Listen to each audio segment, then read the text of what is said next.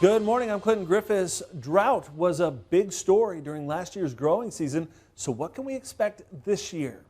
NOAA has just released its seasonal drought outlook, and the picture looks much improved from October when almost 62% of the U.S. was in drought.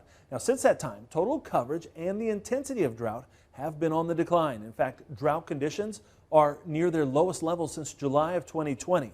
But given that May through July look to favor below normal precipitation over the northwestern part of the country, along with above normal temperatures, forecasters expect drought in much of eastern Washington state. They also see drought growing in New Mexico.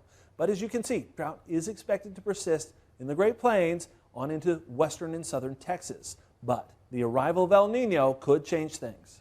So El Nino, likelihood of it becoming a full-fledged El Nino by the time we get into summer, we've got it pegged at about 75% chance of that occurring now.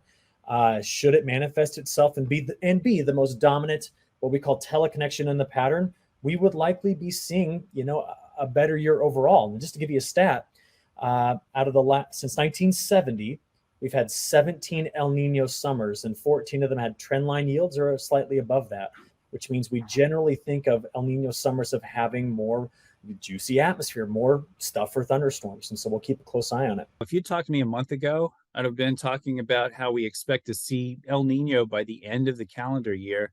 But all of a sudden, as we look at how the Pacific Ocean is evolving, it seems like El Nino is more and more imminent each passing day.